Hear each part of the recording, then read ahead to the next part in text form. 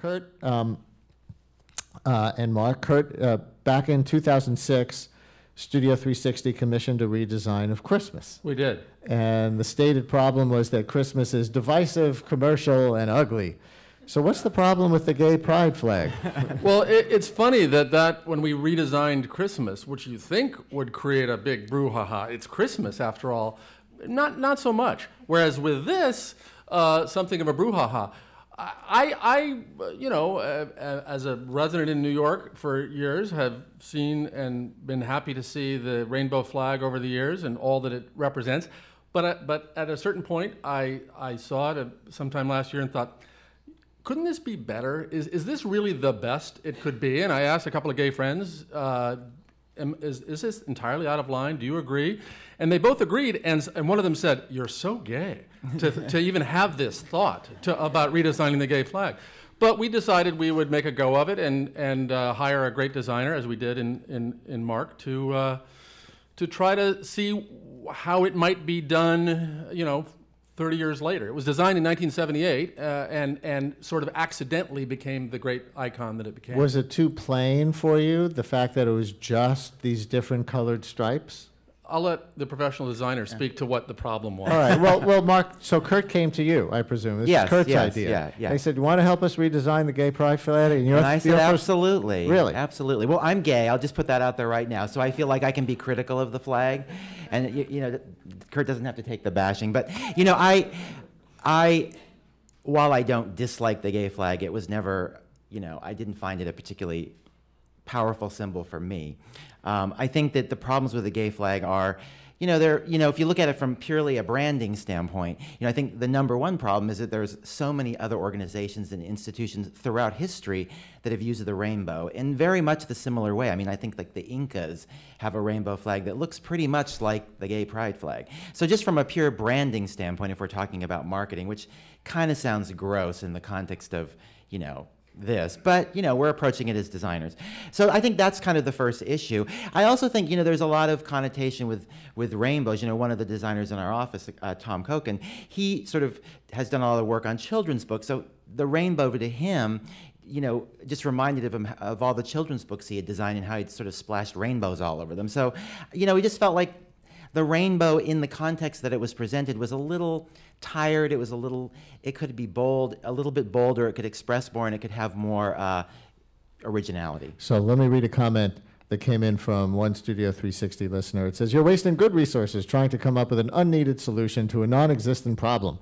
The rainbow flag is gorgeous, visually and emotionally stimulating, and widely recognized." So is it just a question of taste or aesthetics? Yeah. Okay.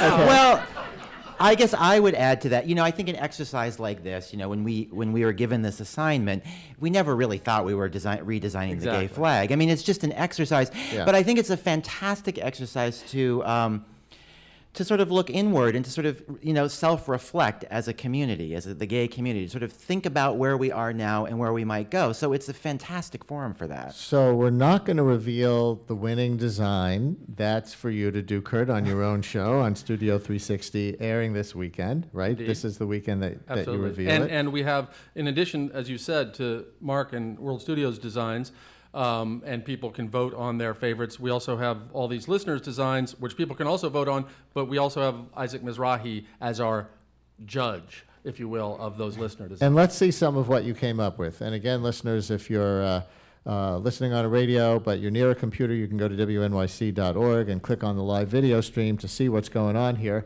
Let's go through some of these slides. So, Mark, you want to turn around? Sure. And tell us what. Oh, yeah. You can see it up there. Yeah. Yes. Tell us what we're viewing here. This one's kind of a rainbow circle. Yeah, it's a little squished, but we decided to look at the problem in three areas. One was a modification of the rainbow because the history is there. It's really important to recognize that.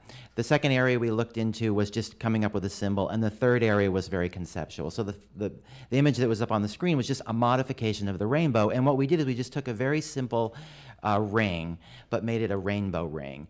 And the reason we chose this ring or this circle is because it's really one of the oldest and most universal symbols on the planet. The ring, it represents unity, it represents inclusiveness, it represents the earth. We felt like it was a really powerful and fitting symbol for the flag. And marriage, absolutely. Next slide.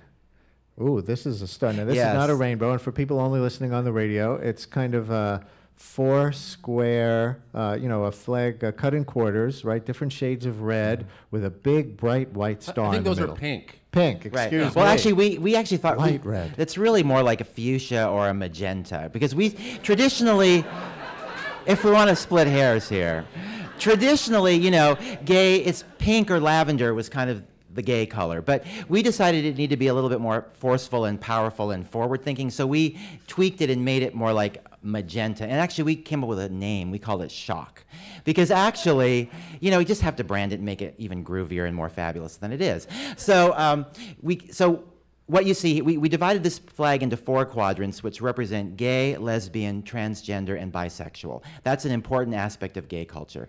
And the star is really just to symbolize the fabulousness that is gay culture.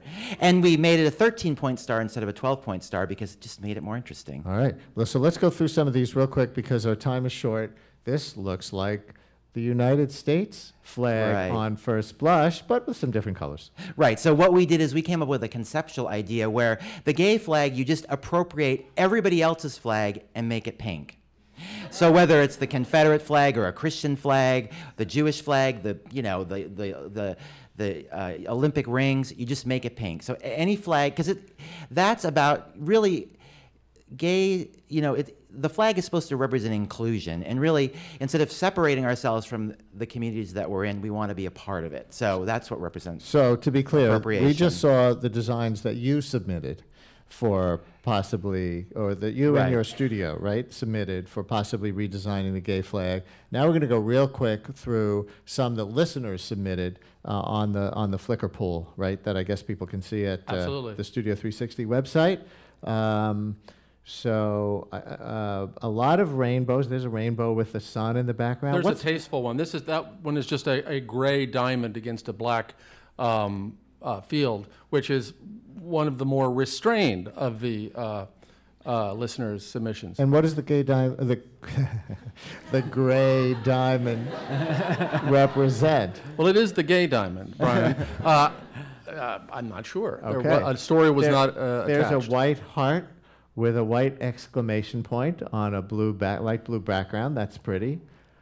This one's got text. I'm a homosexual, homosexual in, I guess you'd call it magenta. And some more rainbow designs in different shapes.